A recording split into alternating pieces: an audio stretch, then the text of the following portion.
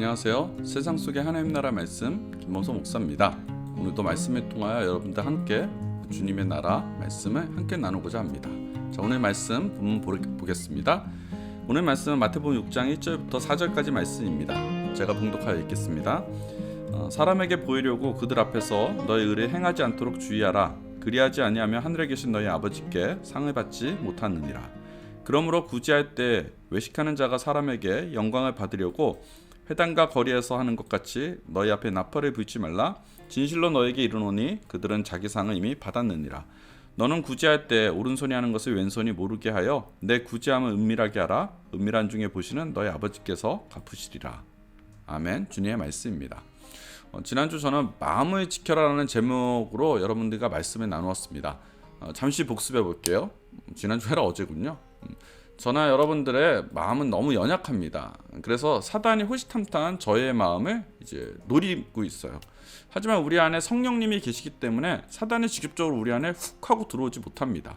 사단이 들어오려고 한다면 어떤 틈이 있어야 됩니다. 그래서 사단이 그 작은 틈 하나를 보고 우리한테 그 틈 속으로 쑥 하고 들어와요. 그 들어오는 방법이 뭐예요? 생각의 조각들, 사단의 생각의 조각들을 우리 안에 집어넣는다는 거예요. 그 생각의 조각들이 뭡니까? 탄식과 시기와 질투와 분노와 음란과 거짓, 그런 것들일 거예요.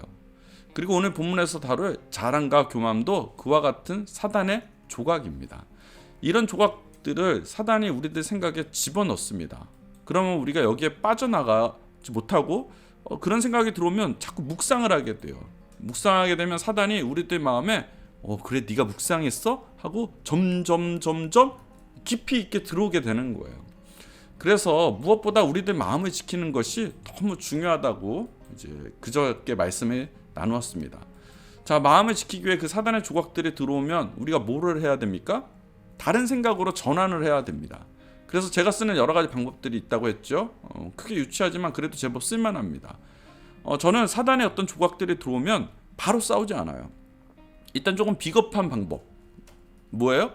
이것도 근데 전략 중에 하나예요. 삼국지에 보면 전략이 있어요. 톡 끼는 거. 36개? 36개? 그죠? 이렇게 38개인가? 도망가는 거 있잖아요. 일단 도망가는 거. 보디발의 장군 아내가 요셉을 유혹했을 때 요셉이 일단 피했잖아요.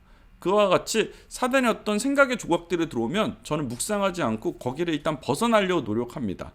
음악을 크게 틀던가 영화를 보던가 아니면 뭐 PT 운동 이런 거 있잖아요. PT 운동을 하던가 뭔가 그 조각이 들어오면 바로 해야 저는 그렇게 해야 이 사단의 조각들이 떨쳐버릴 수 있어요. 섣불리 싸우다 그 조각으로 사단에게 넘어간 이런 경험들이 많기 때문에 저는 그 안에 들어온 조각들의 감정들을 먼저 정리하려고 그 자리를 떠나버립니다. 그래요. 그런데 그게 끝이 아니죠. 거기서 떠나고 그냥 하고 끝나버리면은 제가 믿음의 사람 아니겠죠. 떠나고 나면 감정이 조금만 추스려지고 나면 뭐랍니까? 예수 그리스도의 십자가를 그때서야 바라보면요, 십자가의 은혜를 그때 확 깨달을 수 있습니다. 그러면 사단을 완전히 제압할 수 있어요. 요즘 사실 조금 어려운 일이 저한테 생겼습니다. 얼마 전 베트남 가서 점프 집회를 인도하는데 거기서 이제 한국에서부터 인도하고 있는데 연락이 왔어요. 저희 교회가 임대를 하고 있는 곳이 있어요. 거기서 지금 몇 년 동안 1년 조금 넘게 거기서 예배를 잘 드리고 있었습니다. 지금 예배 드리는 장소가 근데 다른 곳에 팔렸다고 어쩔 수 없이 장소를 빼달라는 연락을 제가 받았습니다. 조금 많이 당황했습니다. 그래도 일하는 간사님이 조금은 제가 이제 힘을 써보겠다. 되도록 우리 예배가 이어질 수 있도록 들어오는 곳도 총회이기 때문에 이런 강당이 필요해서 강당은 유지가 되면 저희가 예배 드릴 수 있도록 해줄 수 있다라는 얘기를 해서 조금 마음이 놓였습니다. 그런데 어제 아침에 간사님에게 다시 연락을 받았어요. 뭐 죄송하다고 오시기로 한 그분들께서 이제 강의실이 필요 없다고 그걸 다 사무실로 쓰겠다고 강의실을 철거해야 된다고 연락을 받았습니다. 순간 마음이 철렁한 거예요. 그래서 어제 언제까지 옮겨야 합니까? 라고 물어보니까 너무 급해. 6월 중순, 지금 5월 중순인데 6월 중순까지 빼줘야 하는 상황이 되어버렸습니다. 오늘부터 해서 정확히 5주 남은 시간입니다. 아니 5주 만에 어떻게 교회를 찾습니까? 만약에 다른 곳에 얻으면 인테리어도 해야 되고 저희 교회 지금 한 50명 되는데 어디로 가야 됩니까? 시간을 더 달라고 했으나 오시는 새로운 주인이 안 된다고 하는 것 같습니다. 사실 저희는 교회를 개척하고 교회 자리가 없어서 이것저것 옮겨 다니면서 처음에 예배를 드렸습니다. 오직 하면 저희 교회에 별명이 붙었는데 그때 움직이는 교회였어요. 하도 움직이니까 여기서 한 4번 옮겼나? 저희 교회 개척한 지 1년 조금 넘었거든요. 그래서 이곳에 와서 1년 동안 참 행복했어요. 그리고 성도님들이 제법 늘어났고 막 재미지게 일할 시간이 되었는데 교회를 옮기게 된 겁니다. 그런데 너무 빠르게 옮기라고 하니까 대안이 없이 그러니 갑자기 마음이 급해졌습니다. 그래서 급하게 오늘 저희 아버님을 퇴원하셨거든요. 병원에서 퇴원하셨는데 병원 다녀와서 하루 종일 교회 자리를 알아보기 위해 부동산을 뒤져봤는데 이게 마땅한 곳이 안 보이는 거예요. 그렇게 없는 예배당 계속 찾다 보니까 제 마음에 불평이 생겼어요. 이럴 거면 진작 알려주던가. 지금 와서 급하게 이게 뭔가 총회라고 이거 너무한 거 아닌가? 계약서대로 주장하면은 연말까지거든요. 사실 계약서 되면 11월까지인데 11월까지 그냥 배째하고 누워버릴까? 계약서대로 얘기해볼까? 이런저런 불평들이 막 생긴 거예요. 그러다 보니 갑자기 제 마음에 그게 조금 더 이어지더니 하나님에 대한 섭섭함이 훅 들어왔습니다. 아니 하나님 조금 더 두면 좋았을 것을. 그럼 알아서 부흥해서 나갈 수 있었는데 이제 막 정착을 하려고 지금 막 이렇게 정착하고 막 사람들이 좋아지고 늘어나는 시점에서 꼭 이래야 합니까? 너무한 거 아닙니까? 하는 섭섭한 마음이 훅 들어와 버렸어요. 그 섭섭한 마음 너무한 거 아닌가 하는 생각들. 그런데 그 순간 제가 그저께 새하나의 한 설교가 생각이 바로 난 거예요. 요즘 제가 설교하면 설교에 자주 걸립니다. 뭐라고 설교했습니까? 세상 속에서 마음을 지켜라라고 설교를 했습니다. 그런데 마치 하나님이 저에게 너가 설교한 거 너 한번 지켜봐 라고 테스트하는 것 같았어요. 하나님에 대한 원망과 그런 생각들, 왜 매번 어렵게 이렇게 하나님의 나를 돌아가게 만들지 하는 그런 생각들이 뭐예요? 바로 사탄이 넣어준 그 나쁜 생각의 조각들이라는 거죠. 사실 돌아보면 우리에게 1년 동안 교회를 빌려준 거 사실 너무 감사합니다. 굉장히 저렴하게 싸고 좋고, 제가 너무나 힘들 때 페이스북에 글을 올렸더니 그분이 먼저 저한테 연락이 오셔서 정말 쓸 수 있게끔 해주셔서 그곳에서 행복하게 저희가 예배를 드렸습니다.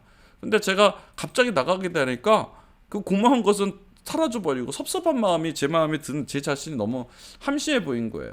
정말 죄송스러웠어요. 여튼 그런 생각이 들자 전 크게 바로 이 생각의 조각들을 더 이상 묵상하면 안 되겠다 그래서 크게 할렐루야를 외치고요. 음악을 크게 틀었어요. 일단 이 사탄의 조각이 발견되면 묵상하면 안 됩니다. 찬양을 크게 들고 따라 불렀습니다. 몸을 움직이게 하면서 혼자 원맨쇼를 했어요. 와 주님 이래가면서 막 그러니 섭섭한 마음이 하나님에 대한 원망이 그 감정이 사라져버렸습니다. 그 다음 뭐 한다고 했어요? 거기서 끝나면 안 돼요. 그 다음에 십자가를 바라봐야 됩니다. 그래서 감사를 찾아다녔습니다. 그러다가 생각이 어디까지 미쳤냐면 수련회가 생각이 난 거예요. 우리가 6월 중순 교회가 이전해야 하지만 7월 우리가 8, 9, 10일 날 2회 점프업 수련회를 가기로 했습니다. 교회 개척하고 두 번째 가는 수련회인데 저 이번에는 100명을 목표로 준비하고 있습니다. 그런데 머릿속에 바로 수련회, 그때 제가 딱 알아차렸어요. 이거 연적 정쟁이구나. 이거 시험이구나. 우리 수련 때 뭔가 뒤집어지겠구나. 성령님이 엄청 역사하시겠구나. 지금 우리 수련회를 방해하려면 제일 먼저 사탄이 무엇을 할까? 뭐 할 것 같아요? 본진을 치겠죠. 본진이 우리 교회 예배당인 거예요. 사단은 우리 본질을 침으로 우리가 수련회에 한 모든 준비물, 그 모든 준비물을 교회 이전 준비로 옮겨가게 하려고 하는 것 같았습니다. 영적 전쟁이 시작되었구나. 실제적으로 우리가 수련회 갔다 오면 정말 부흥을 하거든요. 영적으로 막 부흥하고 성장하거든요. 이미 벌써 이제 신청한 사람이 65명이에요. 이제 100명을 데리고 가가지고 우리가 집회하고 예배 드리면서 정말 주님 엄청 찾을 거거든요. 그 성령의 역사가 일어나는 그거를 사단은 결코 좋아하지 않기 때문에 본진을 친 거예요. 뭔가 미신적이다라고 할 수 있어요. 기복적이다 할 수 있어요. 그러면 어때요? 결과적으로 내가 기도할 수 있고 사단에게 놀아나지 않게 마음을 지키게 되었잖아요. 오늘부터 정말 저는 기도 빡세게 하고 하나님께 매달려야겠습니다.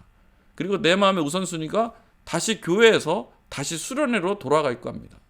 그래서 더 수련회를 위해 특별 기도회를 해야겠다고 마음 먹었어요. 먼저 그의 나라 그를 구하라. 그리하면 뭐하여? 그리하면 이 모든 것을 더하여 주시리라.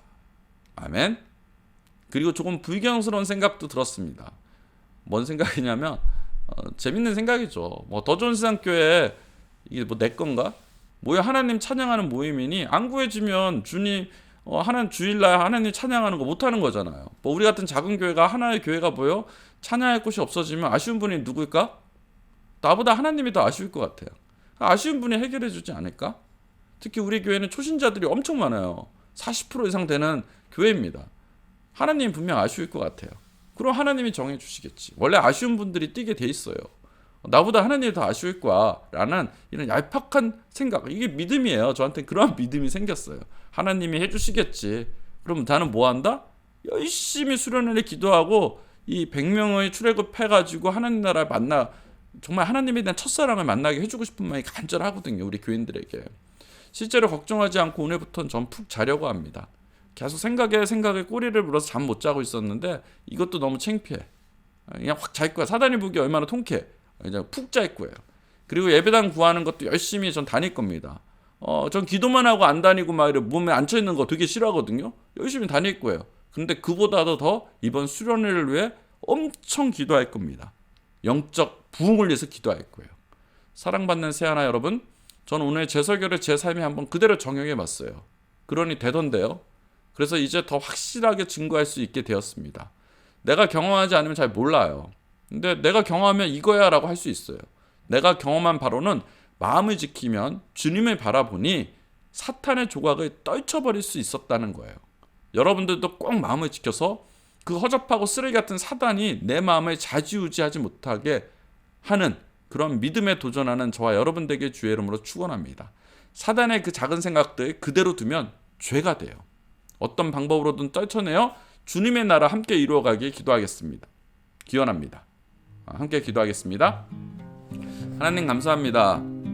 우리가 살면서 사단이 주는 생각들 있습니다. 떨쳐버리고 주의 나라 끝까지 바라보며 승리의 그날을 이루어갈 수 있는 우리 모두가 될 수 있도록 주님 축복하여 주시옵소서. 하나님 먼저 그의 나라 그를 구할 때 이 모든 것을 더하여 주신다는 그 말씀이 믿음의 삶이 될 수 있도록 주님 은혜를 더하여 주시옵소서. 주님 감사드리며 우리 주 예수 그리스도 이름으로 기도하였사옵나이다. 아멘.